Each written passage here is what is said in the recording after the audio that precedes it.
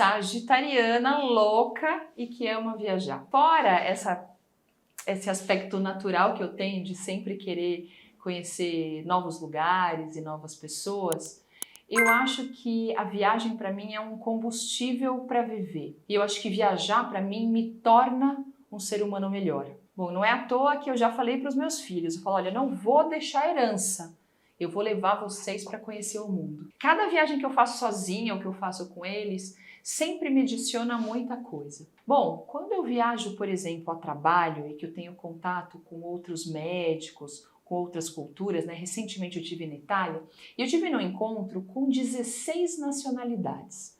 Muito interessante. Então, tinham médicos da Ásia, do Oriente Médio, da Europa, da América Latina, cada um os seus costumes, as suas crenças, e eu gosto de perguntar como é que é a clínica deles, como é que eles atendem o paciente, como é que é essa relação. É muito interessante você ver o funcionamento e o tipo de relação que as pessoas estabelecem, isso é muito legal. Geralmente são lugares bacanas, né? Então a gente fica em bons hotéis, enfim, tem acesso a um conforto. Mas eu sempre gosto lógico que a gente aproveita o conforto, eu acho que isso faz parte da viagem, tomar um café da manhã bacana, né? O café da manhã eu acho que é um negócio muito legal, porque cada lugar que você vai é completamente diferente.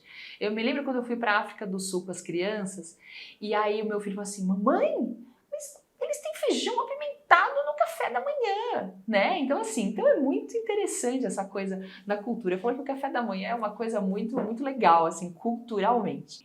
Mas eu sempre fico atento a tudo que tem em volta, né? Especialmente porque a gente sempre pensa que é só o nosso país que tem essas diferenças sociais e econômicas.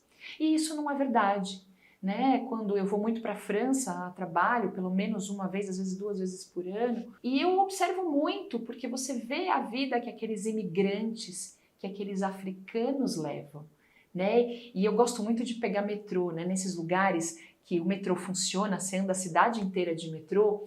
Nossa, no metrô você vê tantas culturas, tantas pessoas diferentes, e uma coisa que eu gosto de fazer é olhar para aquela pessoa e ficar imaginando qual será a história daquela pessoa, né? Da onde será que ele veio? O que será que ele teve que deixar para trás para vir para cá? A África, especificamente, eu estive lá uma vez, né? Estive lá com as crianças e a gente fez a África legal, né? Então a gente ficamos num hotel bacana, fizemos safari e teve um parque que a gente foi, que era um parque perto de Sun City, que se chama Ukutula, que é um parque muito legal, é um parque de preservação de espécies em extinção. É ligado à Universidade de Pretória, então eles fazem até fertilização in vitro de espécies em extinção, é muito legal, porque você entra no parque, na verdade quem está em jaula são os seres humanos, né? A reserva é aberta ao redor e onde os humanos ficam é que é fechado.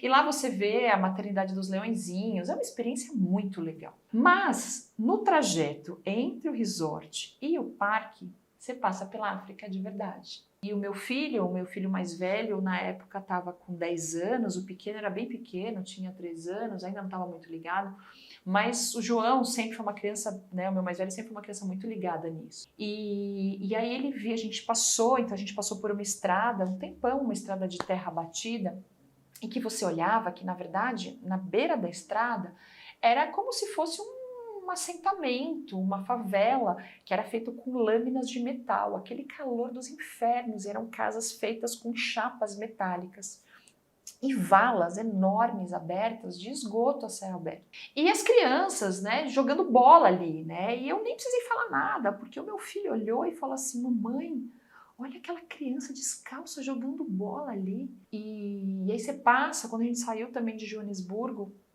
que é uma cidade bem violenta, enfim, e você olha na estrada, você vê aquelas montanhas enormes, aquelas minas enormes de platina, que é o metal mais caro do mundo, e ao redor aquela miséria, aquela pobreza que são as pessoas que estão extraindo aquele metal.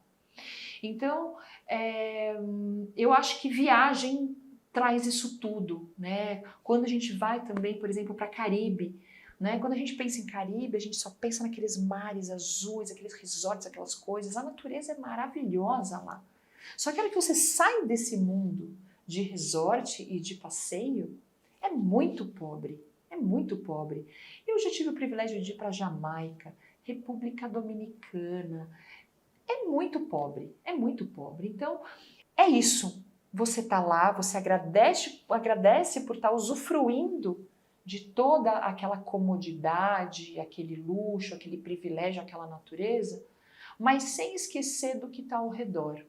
A mesma coisa quando você está andando na Europa, a quantidade de pessoas pedindo dinheiro na rua é cada vez maior. Você está andando na Europa, você está andando em Paris, você está cheia de casaco, a neve caindo, aquele frio maluco, e você vê aquelas pessoas se abrigando em algum lugar com um cobertor, né, pedindo dinheiro para comida.